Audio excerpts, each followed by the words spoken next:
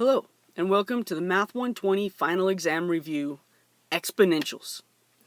So this final review is based off of Doñana Community College Final Exam Review posted at dacc.nmsu.edu/math.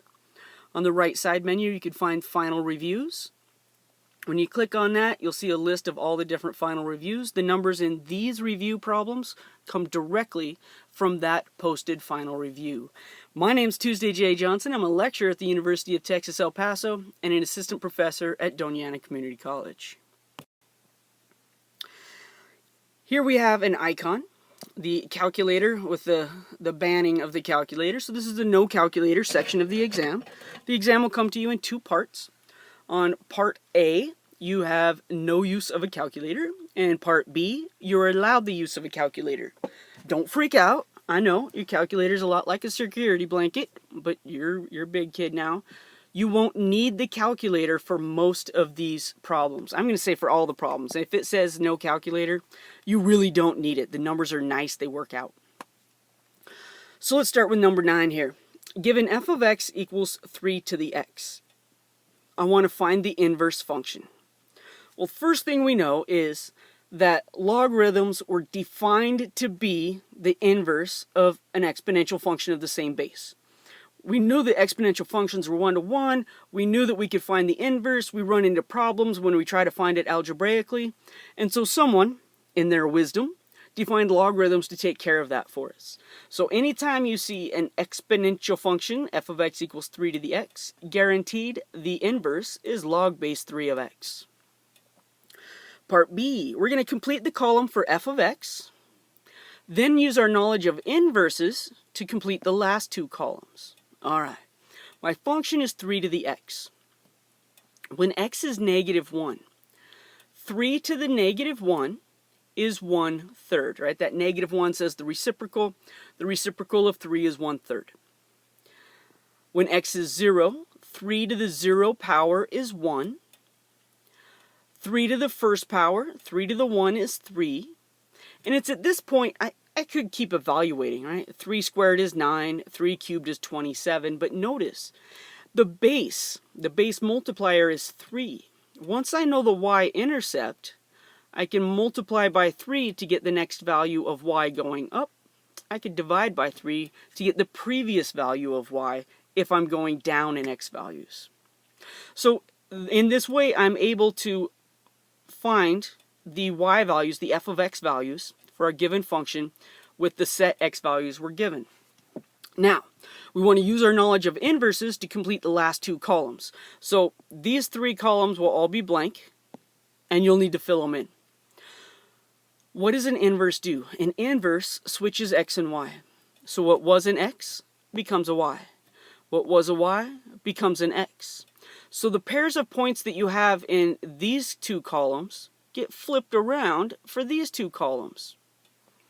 That's it. That is all you're going to do in order to find an inverse. You don't even have to have an equation for it. What was an x becomes a y. What was a y becomes an x. So we just flip those around.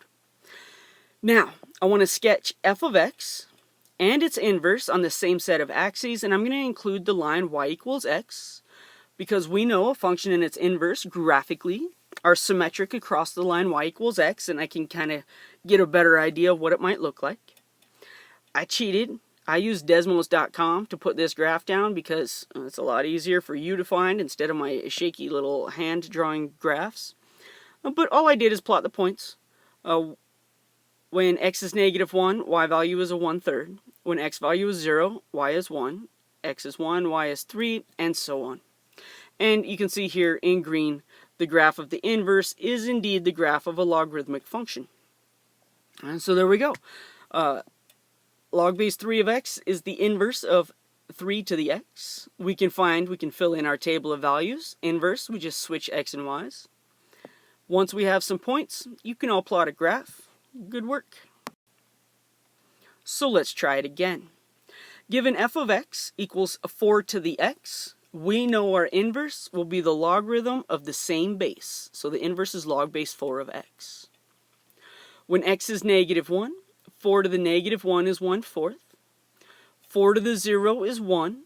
4 to the first power is 4. 4 squared is 16. And 4 to the third power is 64. I know it says no calculator, but you can do it, I promise. We know that all an inverse does is switch x and y, so we had negative 1 1/4, now we'll have 1/4 comma negative 1.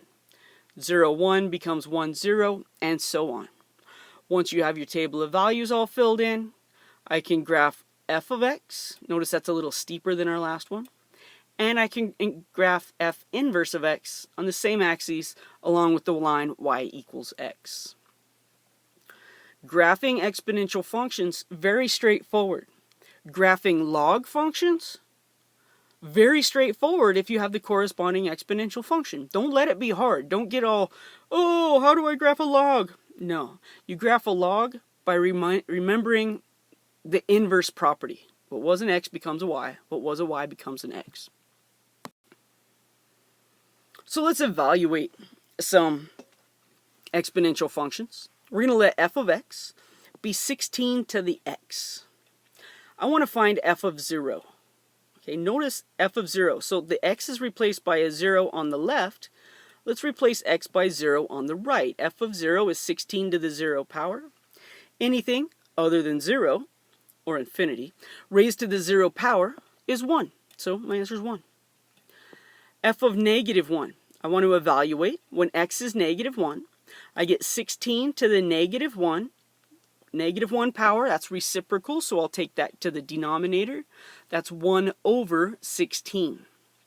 This is a no calculator problem, so I don't want to see any decimals there. Just let it be easy. Let it be straightforward. Negative 1 power, reciprocal, flip 16 over, and you get 1/16. If you want to find f of 1/2, all right, now the 1/2 is our input. The 1/2 is in our exponent. 16 to the 1/2 power. Remember, rational exponents. The denominator becomes the index of our radical. 1/2, the 2, that's a square root. You know the square root of 16 is 4, and that's our answer. Do not make this more difficult than it actually is. Find the inverse of g of x equals 6 to the x, as we talked about on the 2 previous slides. The inverse of the basic exponential function with base 6 is the logarithmic function with base 6. So I would write it as g inverse, because right, my function's name is g, got to keep the name straight. G inverse of x is log base 6 of x. You could use the change of base formula. There are some textbooks that show natural log of natural log of x over the natural log of 6 is the inverse. I don't like this. It's the log base 6 of x. There are calculators now that can evaluate logarithms with various bases. We don't have to use the change of base formula anymore. If you remember this property, you're doing great. Good work. Notice, this time I mean it. There's no calculator icon here, which means you get to use a calculator. Suppose the newest version of your favorite smartphone comes out today. Assume that a total of 30 people go to your local cell phone dealer to purchase this phone today, and that each day the total number of people who purchase the smartphone doubles. Let S of t represent the number of people who have purchased the smartphone t days since today. We want to find an equation for S of t. Now, how do we know what type of equation? When I look right here, let me find where it is. There we go. The number of people who purchased a smartphone doubles. When it doubles, it indicates multiplication. So if we're multiplying each time, what multiplies? Oh, the base multiplier multiplies. So we know this is going to be an exponential function. An exponential function, S of t, equals, the a value is going to be how many people have it on day 1. 30 people start with the phone. Doubles indicates a base multiplier of 2, and I want to make sure I use the correct variable, t. So S of t equals 30 times 2 to the t. So after the first day there's 30, second day there's 60, then 120, then 240, and it keeps going from there. According to S of t, how many people have purchased a smartphone 7 days from today? Well, 7 days later, the 30 that started will have doubled 7 times. 3,840 people have purchased the smartphone after a week. That seems kind of low, but we're looking at a small town, not necessarily a global, nationwide, even statewide sales of the smartphone. But you have to have the equation right in order to get the estimate right. So remember, it doubles. It doubles, that indicates multiplication. A problem that indicates multiplication by the same thing over and over again, that's going to be exponential, because the exponential function has a base multiplier. So let's try it again. Suppose a flu epidemic has broken out in all Math 120 courses at your school. Assume a total of 9 people have the flu as of today, and that each day the total number of people who have the flu triples. Let f of t represent the number of people who have the flu t days since today. We want to find an equation for f of t. Okay, the number of people who have the flu triples. We don't add 3 each time, we multiply by 3. Since the flu triples, it indicates repeated multiplication, which leads us to think in terms of exponential functions. 9 people have the flu today, so 9 is our starting value. The number of people that have the flu triples, so our base multiplier is 3. We're multiplying by 3 each time. And since it is repeated multiplication by 3, the exponent is t. I'm not multiplying by t, the exponent is t. According to our function here, how many people at your school will have the flu 4 days from now? That's evaluating f of 4. So that's 9 times 3 to the 4th power. I'm going to use my calculator on that. A 3 to the 4th power happens to be 81. 81 times 9, 729 people will have the flu after 4 days. This is why when you have the flu, you don't come to school. Don't come to school when you have the flu. I don't know how many different ways I can say it. Please don't make me sick. Statistics indicate that the world population since World War II has been growing exponentially. If we assume exponential growth, the world population can be modeled by this equation. So P of t equals 4 times 1.019 to the t power, where P of t is the world population in billions, and t is the time in years since 1975. Now, remember, model real-world situations, not necessarily accurately for an extended period of time. They have differences here and there, but we're going to go with this model. We're going to estimate the world population in 2015. Well, in order to do that, we're not just going to put 2015 in here for t, because t is the time in years since 1975. 1975 plus 25 years takes us to 2000. Add another 15 years, 25 and 15 makes 40 years later. So I actually want to find the population 40 years after 1975. And I'm going to put that in my calculator for parentheses 1.019 close parentheses to the power of 40. And then I'm going to estimate that. I'm going to round it to 8.5 billion people. We weren't quite there. We're still, I think, only in the 7 billions.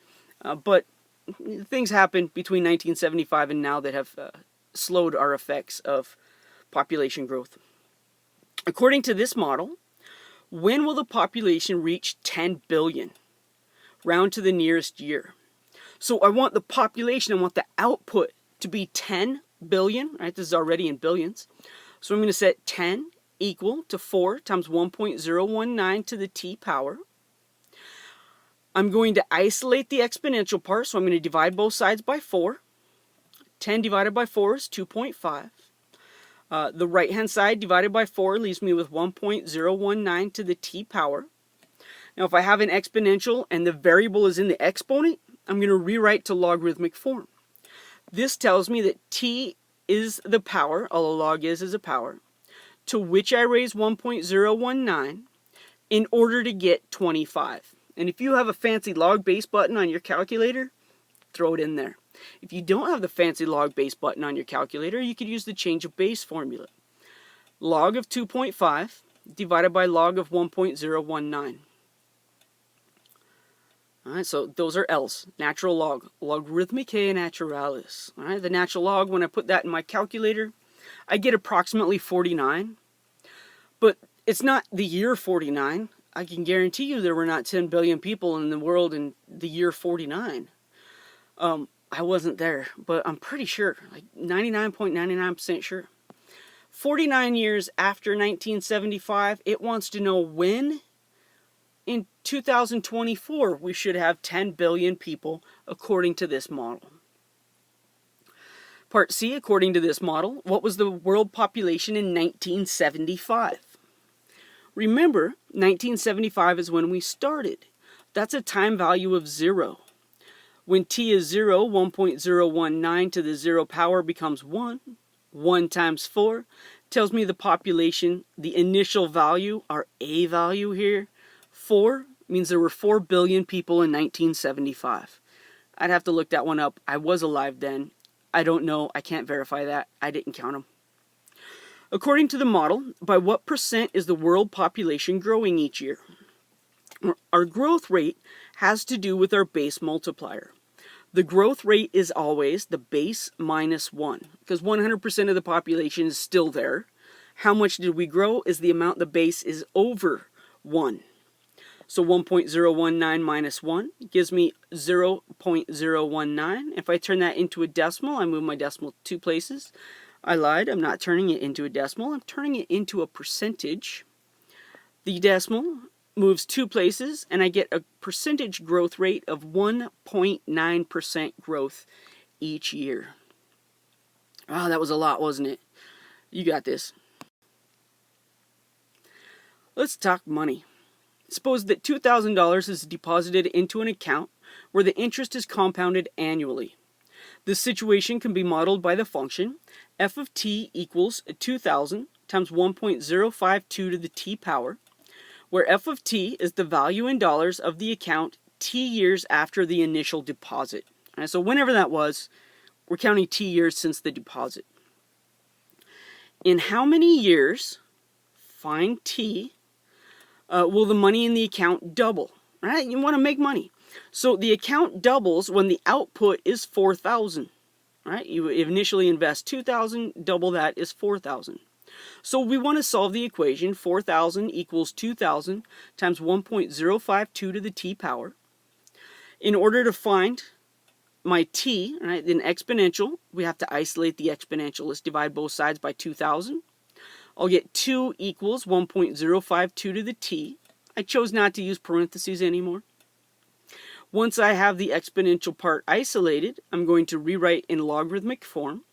T is the power, all a log is a power, to which I raise 1.052 in order to get 2.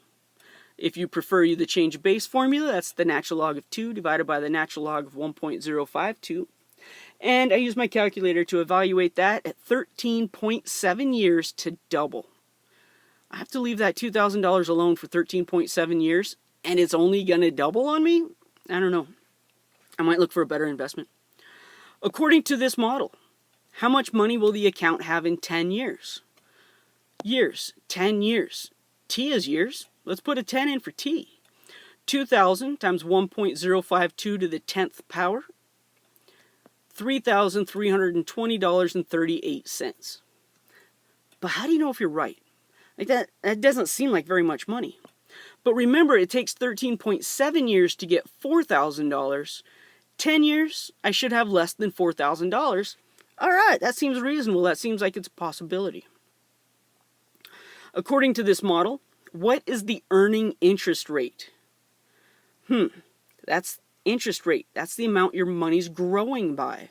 So the growth rate, still base minus 1, because you keep 100% of your money, and then you add to it. 1.052 minus 1 gives me 0.052, and in percentage form, that's 5.2% interest.